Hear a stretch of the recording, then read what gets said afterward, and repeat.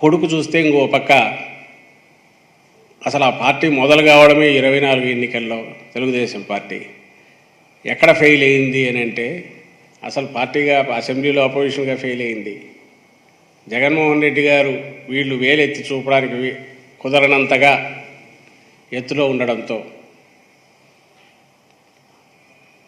ఒక falls narrative build చేయడం ద్వారా లేని జగన్మోహన్ రెడ్డి గారి చిత్రాన్ని ఒకటి క్రియేట్ చేయడం ద్వారా దాన్ని విలన్లాగా చూపడం ద్వారా దాన్ని ఎట్లా దెబ్బ కొట్టాలి అని ప్రజలకు ఒకటి ఎక్కించి విషప్రచారం చేస్తూ ఈ 4.5 ఏళ్ళ 5 ఏళ్ళగా ఇప్పుడు రంగం సిద్ధం చేసుకున్నారు తప్ప రియల్గా ప్రజలకు జరుగుతున్న ప్రజల అనుభవంలో చూస్తున్నది అయితే వేరే ఉంది.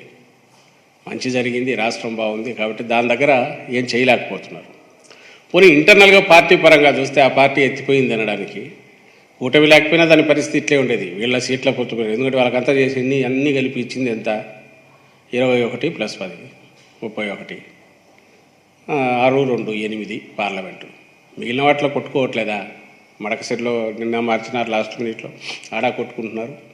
పోస్టర్లు చంద్రబాబు నాయుడు దాంట్లోకి వేసి ఎట్లా పోస్టర్లు చెప్పులతో కుడుతున్నారో వాళ్ళ పార్టీ కార్యకర్తలు చూస్తున్నాం. ఎక్కడ జరిగింది అంటే ఏమీ లేని డొల్లైన ఆ పార్టీలో కొడుకు రాజకీయం కొడుకు చేశాడు.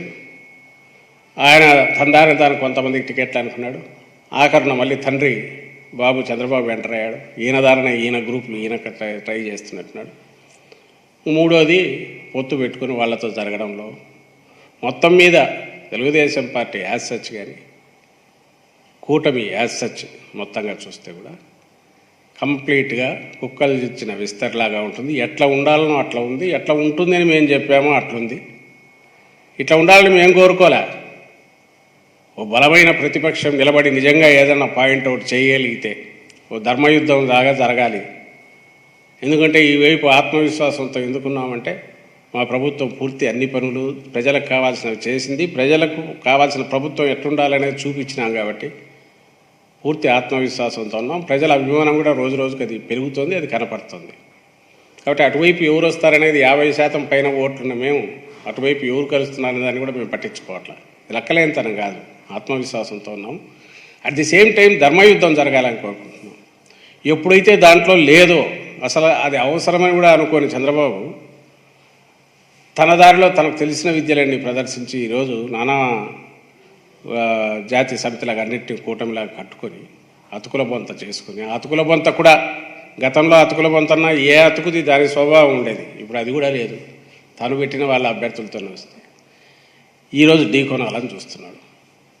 అది అసాధ్యమని ఆయనకు తెలుసు, ఆ పార్టీకి తెలుసు, చుట్టూ ఉన్న వాళ్ళకు తెలుసు, ఆ కూటమిలో వాళ్లకు తెలుసు, ఆయనకు తెలుసు, ఆయన దత్తపుత్రుడికి తెలుసు, ఆయన వదిన గారికే తెలుసు. అందుకని దేనికి పోతున్నారు? డెస్పరేషన్తో బూతులు గుర్తున్నారు. రోజు నోరు తెరిస్తే బూతులు తప్ప అసలు ఏం మాట్లాడుతున్నాడో కూడా ఆయన 73 ఏళ్ళు 74 ఏళ్ళలో వచ్చి మొన్న ఎక్కడో అంటున్నాడు జగన్మోహన్ రెడ్డి గారు ఈ భూమికి బరువు అంట, తల్లికి భారం, తండ్రికి భారం. ఏదైతే తన కుటుంబంలో తాను తన తండ్రికి చంద్రబాబు నాయుడు గారు భారము, తన మామకు ఇదైపోయాడు అంటే తన స్వభావం ఏది ఉందో, తన లక్షణాలు చంద్రబాబు నాయుడు లక్షణాలు ఏమున్నాయో అవన్నీ జగన్మోహన్ రెడ్డి గారిలో చూసుకొని తిట్టుకుంటా కూర్చున్నాడు.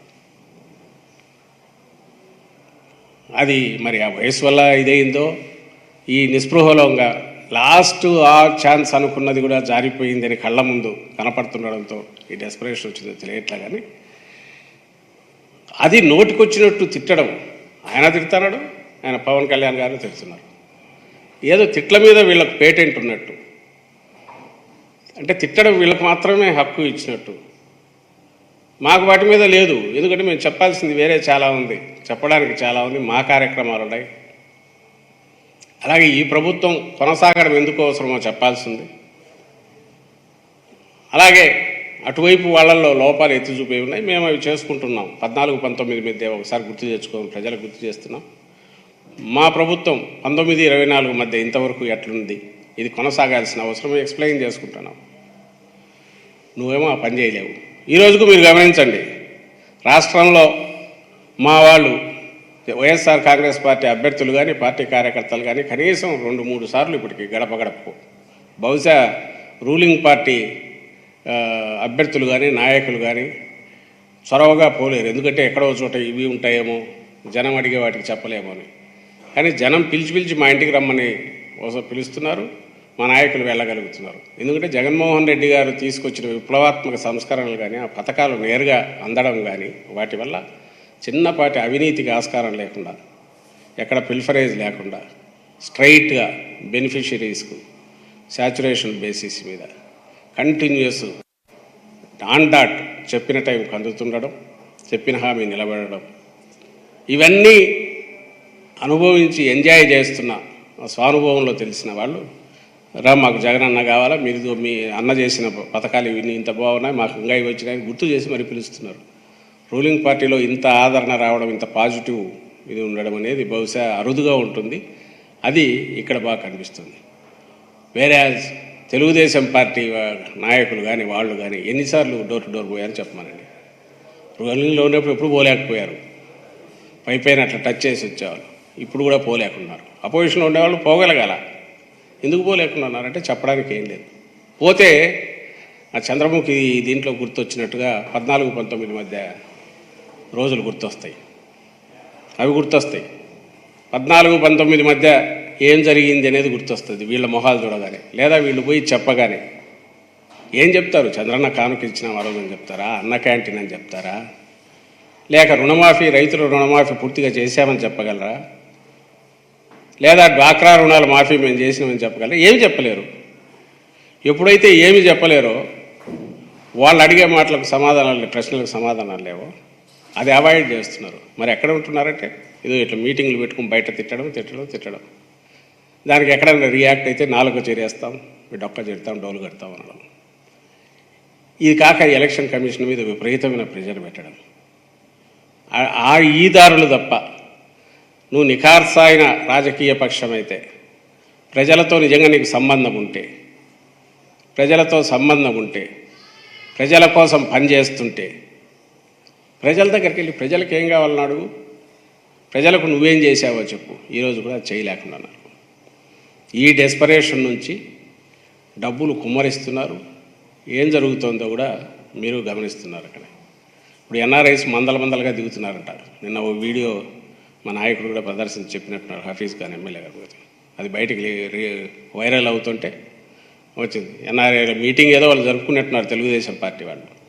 అందులో ఆ పార్టీ కోఆర్డినేటరు ఎన్ఆర్ఐకి సంబంధించిన వ్యక్తి జయరామ్ అనే వ్యక్తి తాను ఓపెన్గా చెప్తున్నాడు, అమెరికా నుంచి వచ్చిన వాళ్ళకు 2-3 లక్షలు ఎక్కువ కాదు, ఆ వైఎస్సీపీ సింపథైజర్స్ ఆ వెధవలు ఎలాగో వేరు, డబ్బులు ఇచ్చి ఏదైనా చేసి అయినా సరే కన్విన్స్ చేసి అవసరమైతే 2-3 లక్షలు ఇచ్చి అయినా సరే 10 కుటుంబాలను మార్చినా కూడా, అంటే ఓటుకు ఎంత ఇవ్వాలనుకుంటున్నాను, 4,000, 5,000, 10,000 అయినా సరే వీరంతా మీరు చేయండి, మనము మన తెలుగుదేశం పార్టీని అధికారంలోకి తెచ్చుకోవాలని ఓపెన్గా పిలిపిస్తున్నాడు. అంటే డబ్బు మూటలు కుమ్మరిచ్చైనా సరే అడ్డదారుల్లో హైయెస్ట్ ఫ్రస్ట్రేషన్తో చేసి లాస్ట్ మినిట్లో చేసే ఏదైతే ఉందో లాస్ట్ డిచ్డ్ ఎఫర్ట్ అది చేస్తున్నారు. అందరికీ పిలుపు ఇస్తున్నాం.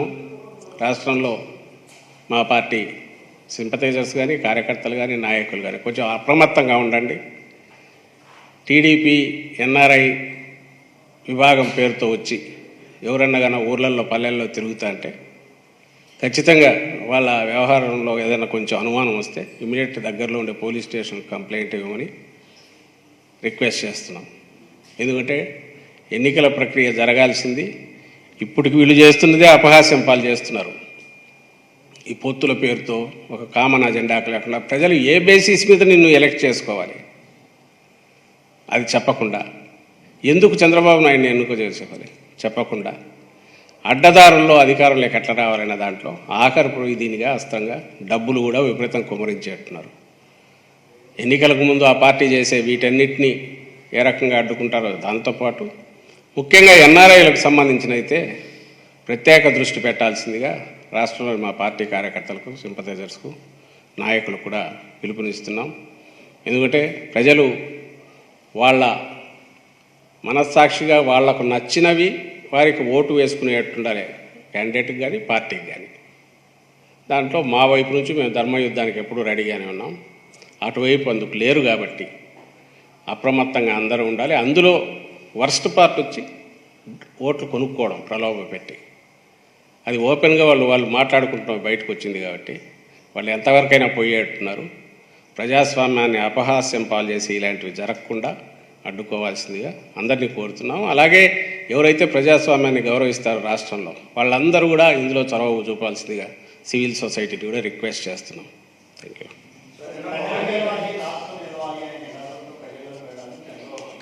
ఏది అదే నేను అంటున్నా, ప్రజలు గెలవాలి, కరెక్టే. ప్రజలు గెలవడం అంటే నీ ఉద్దేశంలో, అంటే చంద్రబాబు ఉద్దేశంలో జగన్మోహన్ రెడ్డి గారిని దించి చంద్రబాబు గారిని కూర్చోబెట్టాలి అధికారంలో అని ఆయన అనుకుంటే ఎందుకు జగన్మోహన్ రెడ్డి గారిని దించాలా, ఎందుకు చంద్రబాబు నాయుడు గారిని ఎక్కించాలనేది అది ఎక్స్ప్లెయిన్ చేయాలా. అది చేయకుండా ఊరికే ఆయనకాయన నాకు అధికారం లేకపోతే రాష్ట్రం అంధకారం అనుకొని, కాబట్టి నా అధికారం లాక్కున్న జగన్మోహన్ రెడ్డి దుర్మార్గుడు అనుకొని, నేను తిడుతున్నా కాబట్టి జనం అది తిట్టాలనుకొని, నేను జనం బాధ్యత అన్నట్టు కాబట్టి జనము అది బాధ్యతగా తీసుకొని జగన్మోహన్ రెడ్డి గారిని మళ్ళీ పక్కకు తప్పించి తనను తీసుకొస్తేనే జనం గెలిచినట్టని ఆయన అనుకుంటే జనం అనుకోవాలిగా. ఆయన బాధ ప్రపంచం బాధ అనుకుంటున్నాడు. తనకు అధికారంలో లేకపోతే అది ప్రపంచం బాధ కాబట్టి ప్రపంచం బాధ్యత, ఈ రాష్ట్రం బాధ్యత తను తీసుకురావడం అనుకుంటున్నాడు. ఆ ఉద్దేశంతోనే ఇది కూడా పిలిపిస్తున్నాడు. జనం ఆ ఆలోచనతో లేరు. వాళ్ళకి స్పష్టత ఉంది. లేదు నువ్వు ఇవ్వు అని అడుగుతున్నారు. నీ కేసు ఏదో నువ్వు ఎక్స్ప్లెయిన్ చేయి. ఆయనకి జగన్మోహన్ రెడ్డి గారి కేసు ఆయన ఎక్స్ప్లెయిన్ చేస్తాడు. నీది చెప్పు బాబు అని అడిగితే ఆయన చెప్పలేకున్నాడు.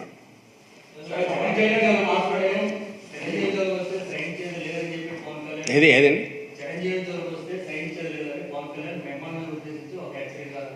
అది నాకు నవ్వు వచ్చింది. నిన్న మీరు ఎవరన్నా వింటే నేనేమన్నా, ఎవరన్నా నన్ను వచ్చి చిరంజీవి గారు ఇట్లా అన్నారంటే శుభం మంచిది అన్నా. నేనేమన్నా శుభం మంచిది, ఇప్పుడు ఉన్న వాళ్ళకి తోడు ఇంకొకరు ఆయన కానీ ఇంకొకరు కానీ జాయిన్ అయినా నష్టం లేదు. మాకు కావాల్సిన ఓ పిక్చర్ క్లారిటీ మరింత వస్తుంది, కన్ఫ్యూజన్ ఉండదు. మా వరకు మేము కాన్ఫిడెంట్గా ఒకరం ఉన్నాము. అటువైపు ఇట్లాంటి రకరకాల ఆలోచనలు ఉండే వాళ్ళను ఫిగరేటివ్గా నేను పోల్చిన. దుష్ట ఆలోచనలు ఉండే వాళ్ళతో వీళ్ళందరూ చేరుతున్నారు కాబట్టి చంద్రబాబు నాయుడు లాంటి వాడితో ఎందుకు ఆయన దుష్ట ఆలోచనలు, ఆయనకున్న కుట్ర బుద్ధి లేదా ఆయన గత చరిత్ర వీటి గురించి నేను పోతే అది గంటలు పోతుంది, దానికి పోవట్లేదు, అది అందరికీ తెలుసు. నేను ఇంతకుముందు అన్నదంటూ కూడా ఉంది. ఆయనకు అధికారం లేక రావడం తప్ప అది పవన్ కళ్యాణ్ బాధ్యత, చిరంజీవి బాధ్యత, మోడీ బాధ్యత, పురంధేశ్వరి బాధ్యత అని ఆయన అనుకుంటుంటాడు. ఇట్లా అనుకున్నట్టే అన్నాడు. ఆయన కూడా దాంట్లో చేరినాడు, మంచిది. వేరే మేము ప్రజలు మాతో ఉంటేనే మేము అధికారంలోకి రాగలం కాబట్టి ప్రజలతో ఎట్లా ఉంచుకోవాలని మేము ఆలోచిస్తున్నాం జగన్మోహన్ రెడ్డి గారు. అలాంటి దుర్మార్గపు ఆలోచనలో ఉండే వాళ్ళందరినీ పంచతంత్రంలో క్యారెక్టర్స్లో ఇవన్నీ ఉంటాయి. రకరకాల గుంటనక్కలు, తోడేళ్ళు, ఇవన్నీ. వీళ్ళందరూ గుంటనక్కలని నేను గుంటనక్కలు అన్నట్ల స్వభావ రీత్యా అలాంటి వాళ్ళందరూ ఒక దగ్గర అంటే చంద్రబాబు నాయుడు గారు అలాంటి వాళ్ళందరినీ చేర్చుకుంటున్నారు. వాళ్ళు కూడా ఆ స్వభావం ఉండే వాళ్ళతో చేరి వాళ్ళు కూడా ఆ రకంగానే అవుతున్నారు అనే ఉద్దేశంతో నేను ఎవరిని అవమానించాలని అనలా. ముందు అన్నది కరెక్టు. చిరంజీవి గారు ఆయన వ్యక్తిగా, ఇప్పుడు ఆయన వ్యక్తి మాత్రమే, మంచి సినిమా స్టారు, మధ్యలో రాజకీయాల్లో ఉన్నారు. ఇప్పుడు కాదని ఆయన డిక్లేర్ చేశారు. పెద్ద మనిషి, రాష్ట్రంలో అందరూ గౌరవించేవాడు అనుకుంటే ఆయన అభిప్రాయం మేరకు ఈసారి కూటమి రావాలని ఉంది. కూటమి అనగానే ఏమేమి వస్తాయి? ఇవన్నీ 1, 2, 3, 4 వస్తాయి. పోనీ ఆయన ఎవరిని కూర్చోబెట్టుకొని చెప్పారా పక్కనంటే ఎత్తిపోయి దివాలా తీసి ఇదైపోయి బ్యాంకులు మోసం చేసిన వ్యక్తి ఆయన సపోర్ట్ చేస్తూ మాట్లాడారు. ఇలాంటి వాళ్ళందరూ ఒక దగ్గర చేరినప్పుడు ఏమనాలో ఆయనే చెప్పనండి, పవన్ కళ్యాణ్ గారిని ఆయనే చెప్పాలి దానికి ఎక్స్ప్లెనేషన్. అంతే తప్ప దానికి మీ మొహాల అద్దంలో చూసుకోండి మీరు ఎవరు చెప్పేది మేము అందగాళ్ళమని చెప్పినామా?